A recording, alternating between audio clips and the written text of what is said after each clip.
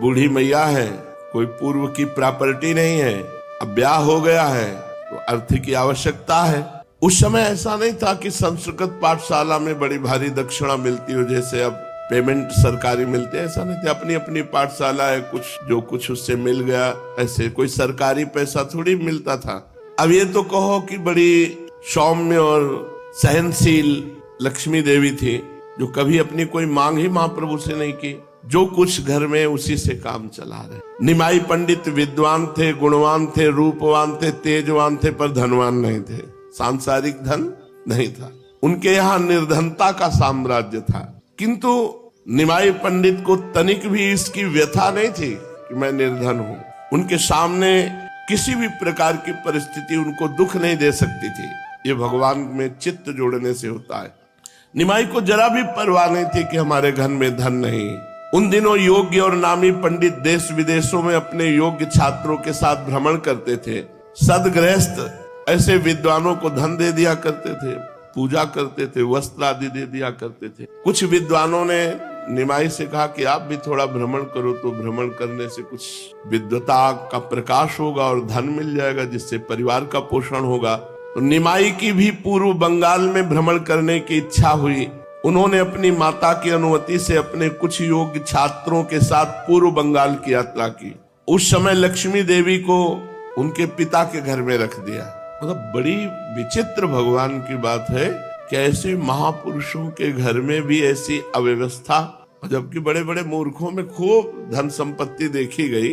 तो ये वैसा ही है जैसे भगवान प्रकट हो रहे हैं देवकी वसुदेव जी कारागार में। यही भगवान की बड़ी विचित्रता है। जिनका नाम ले ले तो भवबंधन मुक्त हो जाए, वो स्वयं आ रहे हैं और माता पिता बंधन युक्त हैं। श्री गंगा जी को पार करके निमाई पंडित अपने शिष्यों के साथ पद्मा नदी के तट पर राढ़ देश में पहुंचे। बंगाल में भगवती भागीरथी की दो धाराएं हो जाती हैं। गंगा जी की मूल शाखा पूर्व की ओर जाकर जो बंगाल के उपसागर में मिली उसका नाम पद्मावती है। दूसरी जो नवद्वीप होकर गंगा सागर में जाकर समुद्र से मिली उसे भागीरथी गंगा कहते हैं। ब्रह्मपुत्र नदी के और दक्षिण तट से लेकर पद्मा नदी पर्यंत के देश को राढ़ देश कहते हैं। पहले बंगाल इसे ही कहते थे। उत्तर तट को गौड़ देश कहते थे, दक्षिण तट को बंगाल या राढ़ के नाम से पुकारते थे, आज जिसे पूर्व बंगाल कहते हैं। गौड़ देश वालों से बंग देश वालों का आचार विचार भी कुछ कुछ भिन्न था और अब भी है। निमाई पंडित ने पद्मा के किनारे किनारे पूर्व बंगाल के बहुत से स्थानों में भ्रमण किया। जो भी लोग इनका आगमन सुनते हुए यथाशक्ति भेंट लाकर इनको समर्पित करते। वहां के विद्यार्थी कहते, हम बहुत दिनों से आपकी प्रशंसा सुन रहे हैं। आपकी लिखी हुई व्याकरण की टिप्पणी बड़ी ही सुंदर है। हमें अपने पाठ में उससे बहुत सहायता मिलती है। कोई कहते आपकी पदधूल से देश पावन बन गया। आपके प्रकांड पांडित्य की हम प्रशंसा ही मात्र सुनते थे, आपके गुणों की कौन प्रशंसा कर सकता है। इस प्रकार लोग भांति भांति से निमाई की प्रशंसा करते और पूजा करते। इनके साथियों को भय था कि पंडित जी यहाँ भी नवद्वीप की भांति चंचलता न कर दे, किंतु महाप्रभु देश काल को समझते थे। बहुत गंभीर बर्ताव। कई मास तक ये पूर्व बंगाल में भ्रमण करते रहे, किंतु एक मिनट भी कभी चंचलता नहीं की। कई महीने गंभीर स्वभाव, एक गंभीर पंडित की भांति सदा बने रहते थे।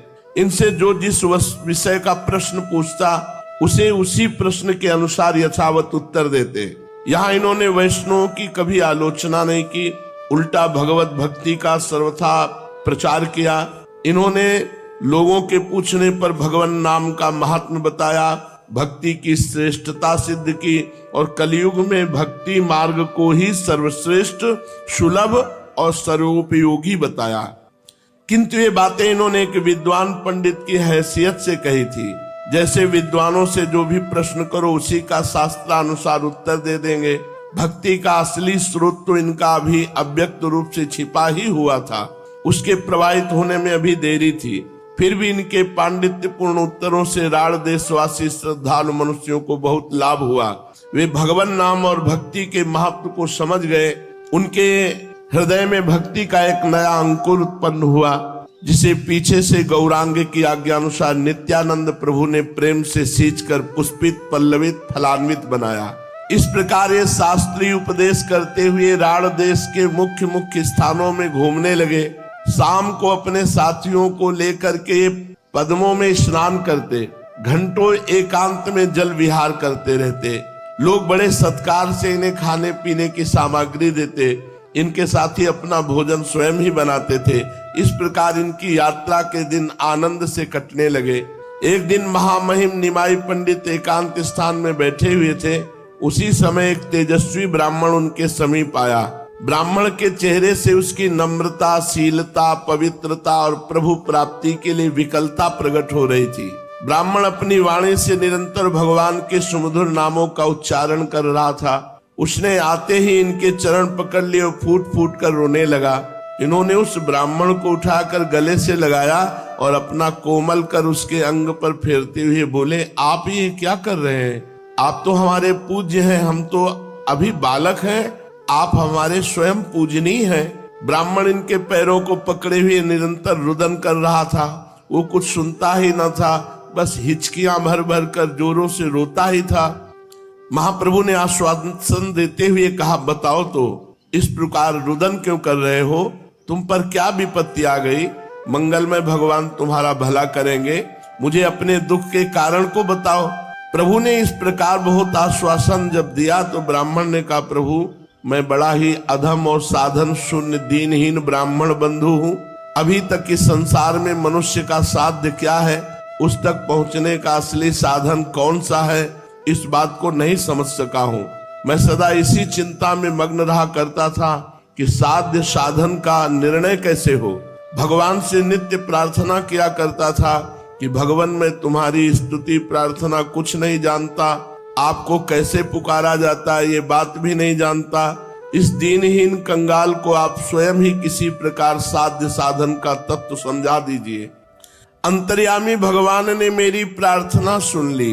कल रात में मैं सो रहा था, स्वप्न में एक महापुरुष ने आकर मुझसे कहा, पूर्व बंगाल में जो आजकल निमाई पंडित भ्रमण कर रहे हैं, उन्हें तुम साधारण पंडित ही न समझो, वे साक्षात नारायण स्वरूप हैं। उन्हीं के पास तुम चले जाओ, वे तुम्हारी शंका का समाधान करके तुम्हें साध्य साधन का मर्म समझावेंगे। बस आंख खुलते ही मैं इधर चला आया हूँ। आज मेरा जीवन सफल हुआ, मैं श्री चरणों के दर्शन करके कृतकृत्य हो गया। प्रभु तनिक मुस्कुराए और फिर धीरे धीरे तपन मिश्र से कहने लगे, इनका नाम तपन मिश्र था। महाभाग, आपके ऊपर श्री कृष्ण भगवान की बड़ी कृपा है। आपकी अंतरात्मा अत्यंत पवित्र है, इसीलिए आप सभी में भगवत भाव करते हैं। मनुष्य जैसी भावना किया करता है, वैसे ही रात्रि में स्वप्न देखता है। आप इस बात को सत्य समझें और किसी के सामने प्रकाशित न करें। तपन मिश्र ने हाथ जोड़कर कहा, प्रभु मुझे भुलाइए नहीं, अब तो मैं सर्वतोभावेन आपकी शरण में आ गया हूँ। जैसे भी उचित समझे मुझे अपनाइए और मेरी शंका का समाधान कीजिए। प्रभु ने हंसते हुए पूछा, अच्छा तुम क्या पूछना चाहते हो, तुम्हारी शंका क्या है? दीन भाव से तपन मिश्र ने कहा, प्रभु इस कलिकाल में प्राचीन साधन जो शास्त्रों में सुने जाते हैं, उनका होना तो असंभव है। समयानुसार कोई सरल, सुंदर और सर्वश्रेष्ठ साधन बताइए और किसको साध्य मानकर उस साधन को करें। प्रभु थोड़ी देर चुप रहे, फिर बड़े ही प्रेम के साथ तपन मिश्र से बोले, विप्रवर, प्रभु प्राप्ति ही मनुष्य का मुख्य साध्य है। उसकी प्राप्ति के लिए प्रत्येक युग में अलग अलग साधन होते हैं। सतयुग में ध्यान ही मुख्य साधन समझा जाता था। त्रेता में बड़े बड़े यज्ञों के द्वारा उस यज्ञ पुरुष भगवान की अर्चना की जाती थी। द्वापर में पूजा अर्चा के द्वारा प्रभु प्रसन्नता समझी जाती थी। किंतु कलयुग में केवल भगवान नाम जप, भगवान नाम कीर्तन से ही भगवत प्राप्ति है। कृते यध्यायतो विष्णु त्रेतायाम यजतो मखई द्वापरे परिचर्यायाम कलौ तद्धरि कीर्तनात्। कलयुग में केवल नाम जप, नाम कीर्तन से भगवत प्राप्ति है। श्री चरणों के ही समीप बना रहो, ऐसी आज्ञा प्रदान कीजिए। प्रभु ने कहा, अभी नहीं, अभी काशी जाओ, काशी में जाकर निवास करो। कालांतर में हम भी काशी जी आवेंगे, तभी आपसे भेंट होगी और आपको वहीं काशी में जाकर रहना चाहिए। प्रभु की आज्ञा शिरोधार करके तपन मिश्र काशी को चले गए और इधर प्रभु अपने घर लौटने की तैयारियां करने लगे। बड़े बड़े महापुरुषों के जीवन में बड़े बड़े दुख आए हैं। अब जब कुछ धन और कुछ भोग सामग्री लेकर लौटे महाप्रभु, तो लक्ष्मी देवी जो प्राण प्रिय पत्नी है, गृह कार्य में दक्ष है, पति के मनोनुकूल है, पवित्र भार्या है, मीठी वाणी है और नाम भी लक्ष्मी है, सचमुच ये निमाई की लक्ष्मी है। पिता के घर में छोड़ गए थे। अब भगवान का ऐसा कि इनके हृदय में कह नहीं पाई थी, लेकिन पति के वियोग का बहुत प्रभाव पड़ा। जाते समय निमाई कह गए थे कि दुखी होने की बात नहीं है, मैं जा रहा हूं, शीघ्र लौट कर आऊंगा, कोई बहुत दिनों के लिए थोड़ी जा रहा हूं। लेकिन शायद वियोग इसलिए था कि लक्ष्मी देवी को महाप्रभु का दोबारा दर्शन नहीं होना था। जब महाप्रभु लौट के आए तो पता चला लक्ष्मी देवी के प्राण छूट गए। अभी तो नया विवाह हुआ था। लक्ष्मी देवी पति के वियोग में खिन्न चित्त से दिन गिनने लगी। उन्हें पति के बिना संपूर्ण संसार सूना ही सूना दृष्टिगोचर होने लगा। उन्हें संसार में पति के सिवा प्रसन्न करने वाली कोई भी वस्तु नहीं थी। प्रसन्नता का जो मूल है वो हृदय से अपने पति को मानते थे, इसलिए बहुत अंदर ही अंदर उदास बनी रहने लगी। उदासी के कारण अन्न जल भी छूट गया। विरह की ज्वाला में हृदय जलने लगा। उनके पिता ने चिकित्सकों को दिखाया, किंतु बेचारे संसारी वैद्य इस प्रेम रोग का निदान कर ही क्या सकते। बात पित्त कफ के सिवा वो चौथी बात जानते ही नहीं। इन तीनों से विलक्षण ही ये प्रेम विकार व्याधि है। इस कारण वैद्यों के उपचार से कोई लाभ नहीं हुआ। धीरे धीरे लक्ष्मी देवी का शरीर अधिकाधिक क्षीण होने लगा, यहाँ तक कि जीवन की आशा न रही। वे मानो अपने अत्यंत क्षीण शरीर को अंतिम बार पति दर्शनों की लालसा से टिकाए हुए हैं, किंतु उनकी अभिलाषा पूरी न हो सकी। निमाई पंडित को पूर्व बंगाल में अनुमान से अधिक दिन लग गए। अंत में बड़े कष्ट के साथ वियोग व्यथा को न सह सकने के कारण अपने पति देव के चरण चिन्हों को हृदय में धारण करके इस पांच भौतिक शरीर का त्याग कर दिया लक्ष्मी देवी ने।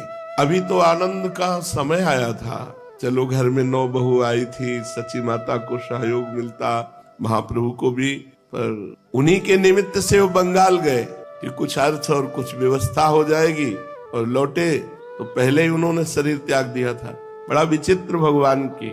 घर वालों ने रोते रोते उनके सभी संस्कार किए। इधर निमाई पंडित को पूर्व बंगाल में भ्रमण करते हुए कई मास बीत गए। अब इन्हें घर की चिंता होने लगी। इन्हें भान होने लगा कि हमारे घर पर कोई अनिष्ट हुआ है। हृदय के भाव तो असंख्यों कोशों पर से हृदय में आ जाते हैं। लक्ष्मी देवी की अंतिम वेदना इनके हृदय को पीड़ा पहुंचाने लगी। इन्हें अब कहीं आगे जाना अच्छा नहीं लगा, इसलिए इन्होंने साथियों को नवद्वीप लौट चलने की आज्ञा दी। आज्ञा पाकर सभी नवद्वीप लौट चलने की तैयारियां करने लगे। बहुत से नवीन छात्र भी विद्योपार्जन के निमित्त इनके साथ हो लिए थे। उन सभी को साथ लेकर नवद्वीप की ओर चल पड़े। इन्हें काफी धन तथा अन्य आवश्यक वस्तुएं भेंट उपहार में प्राप्त हुई थी। थोड़े दिनों में फिर नवद्वीप लौट आए। इनके आगमन का समाचार बिजली की तरह नगर में फैल गया। इनके इष्ट मित्र, स्नेही तथा पुराने छात्र दर्शनों के लिए इनके घर पर आने लगे। ये सभी से यथोचित प्रेम पूर्वक मिले। सभी ने यात्रा के कुशल समाचार पूछे। इन्होंने सबसे पहले अपनी माता के चरणों को स्पर्श किया। माता का चेहरा मुरझाया हुआ था। वे पुत्र वधू के वियोग और पुत्र की चिंता के कारण अत्यंत दुखी सी मालूम पड़ती थी। चिरकाल के बिछड़े हुए अपने प्रिय पुत्र को पाकर माता के सुख का वारा पार न रहा। गौ जिस प्रकार बिछड़े हुए बछड़े को पाकर उसे प्रेम से चाटने लगती है, उसी प्रकार माता निमाई के युवा शरीर के ऊपर अपना शीतल और कोमल कर कमल फिराने लगी। उनकी आंखों से निरंतर प्रेमाश्रु निकल रहे थे। निमाई ने हंसते हुए पूछा, अम्मा सब कुशल है ना? मुझे अनुमान भी नहीं था कि इतने दिन लग जाएंगे। तुम्हें पीछे कोई कष्ट तो नहीं हुआ? पुत्र के ऐसा पूछने पर माता चुप हो रही। तब किसी दूसरी स्त्री ने बताया कि लक्ष्मी देवी का परलोक गमन हो गया है। सुनते ही महाप्रभु के चेहरे पर दुख, संताप और वियोग के भाव प्रकट होने लगे। माता और भी जोरों के साथ रुदन करने लगी। निमाई की भी आंखों में आंसू आ गए और उन्हें पोंछते हुए धीरे धीरे से माता को समझाने लगे, माँ विधि के विधान को मेट ही कौन सकता है। जो भाग्य में बदा होगा वो तो अवश्य ही होकर रहेगा। इतने ही दिनों तक तुम्हारी पुत्र वधू का तुमसे संयोग बदा था, इस बात को कौन जानता था। माता ने रोते रोते कहा, बेटा अंतिम समय में भी वो तेरे आने की ही बात पूछ रही थी। ऐसी बहू अब मुझे नहीं मिलेगी, वो साक्षात लक्ष्मी ही थी। निमाई ये सुनकर चुप हो गए। माता फिर बड़े जोरों से रोने लगी। इस पर प्रभु ने कुछ देर जोर देकर कहा, अम्मा अब चाहे तू कितना भी रोती रहे, तेरी पुत्र वधू तो अब लौट कर आने की नहीं, वो लौटने के लिए नहीं गई है। अब तो धैर्य धारण करने से ही काम चलेगा। पुत्र के ऐसे समझाने पर माता ने धैर्य धारण करके अपने आंसू पोंछे और निमाई को स्नान आदि करने के लिए कहा। फिर स्वयं उनके लिए भोजन बनाने में लग गई। भोजन से निवृत्त होकर निमाई पंडित अपने इष्ट मित्रों के साथ पूर्व बंगाल की यात्रा संबंधी बहुत सी बातें करने लगे और फिर पूर्व की भांति पाठशाला में जाकर पढ़ाने लगे। भगवत दत्त प्रतिभा भी एक अलौकिक वस्तु है होती, इसलिए अपने आराध्य देव श्यामा जी के अनन्य होकर हृदय से और जबान से हम राधा राधा राधा कृतकृत्य हो जाएंगे। शेष चर्चा आगे। श्री राधा वल्लभ।